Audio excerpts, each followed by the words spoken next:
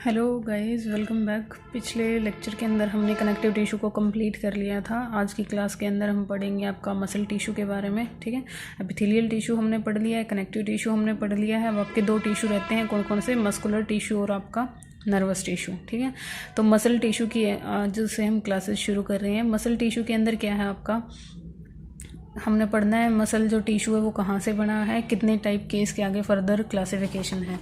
तो जो आपकी मसल्स की स्टडी है उनको आप क्या बोलते हो? मायोलॉजी। ठीक है, मसल्स की स्टडी को आप बोलते हो मायोलॉजी। ठीक है, study of muscle is called myology. और मस्कुलर टिश्यू आपको पता है, आपकी बॉडी में जो 4 टिश्यू हैं उनमें से एक ये टिश्यू होता है।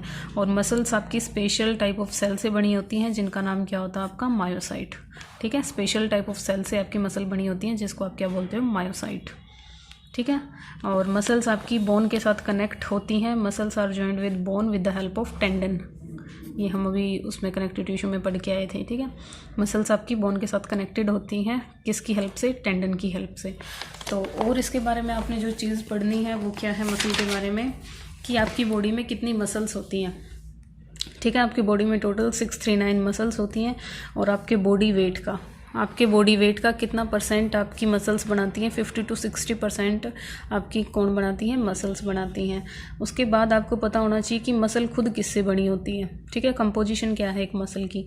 मसल के अंदर देखिए वाटर 75% होता है। ठीक है, मसल भी एक तरह की सेल है जो मायोसाइट से बनी होती है।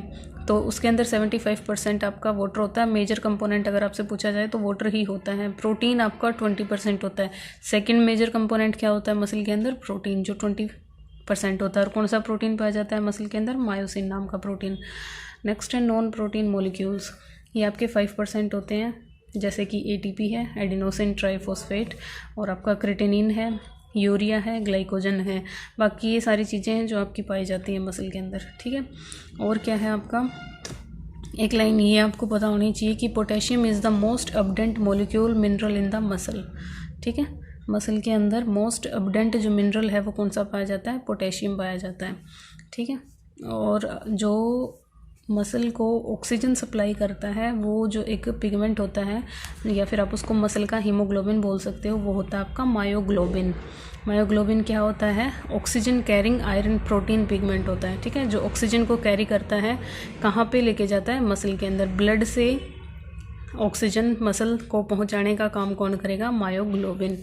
ठीक है, और आपकी जो मसल्स हैं वो ग्लाइकोजन को स्टोर करती हैं, ये भी आपको पता होना चाहिए।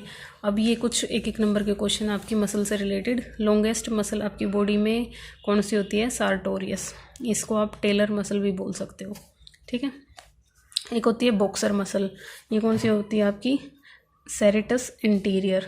ठीक है, नेक्स्ट है मसल यूज्ड फॉर ग्रीनिंग, यानी स्माइल और लाफिंग के लिए जो मसल आपकी होती है वो होती है रिसोरियस। ठीक है, लार्जेस्ट मसल अगर आपसे पूछी जाए तो वो आपकी बटक्स की होती है, जिसको आप क्या बोलते हो? ग्लूटियस मैक्सिमस बोलते हो।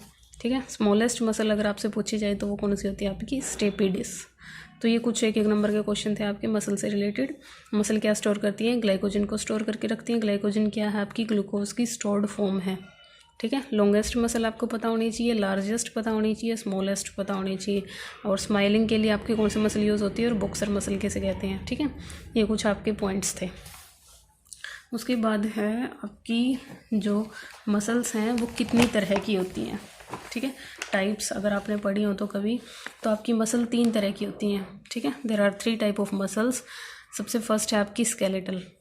ठीक है, स्केलेटल मसल, स्मूथ मसल और कार्डियक मसल। ठीक है, मस्कुलर टिश्यू में 3 तरह के टिश्यूज़ आते हैं, ये skeletal muscle tissue, smooth muscle tissue और कार्डियक मसल टिश्यू। आपकी जो ये 639 मसल्स हैं वो इन्हीं में डिवाइडेड हैं। ठीक है, पूरी बॉडी की मसल इन्हीं 3 मेजर पार्ट्स में डिवाइडेड हैं। स्केलेटल मसल्स के अब कुछ और अदर नेम्स हैं, इनको आप स्ट्रिप्ड मसल बोल सकते हो, स्ट्रेटेड मसल बोल सकते हो, वोलेंट्री मसल्स बोल सकते हो। ठीक है, स्केलेटल मसल के आपके कितने अदर नेम हैं? Striped muscle, striated muscle, voluntary muscles. Voluntary जो अपनी मतलब हम अपनी विलिंग से इनको क्या कर सकते हैं? मूव कर सकते हैं। स्केलेटल नाम आया है स्केलेटल सिस्टम यानी बोन से रिलेटेड, तो ये ही वो मसल होंगी जो आपकी बोन के साथ कनेक्टेड होंगी, यानी जो बोन्स की मूवमेंट करवाएंगी। ठीक है, तो ये वो होती हैं, इसलिए इनका नाम स्केलेटल है। वॉलेंट्री क्यों है? क्योंकि हम अपनी विल से इनको मूव कर सकते हैं।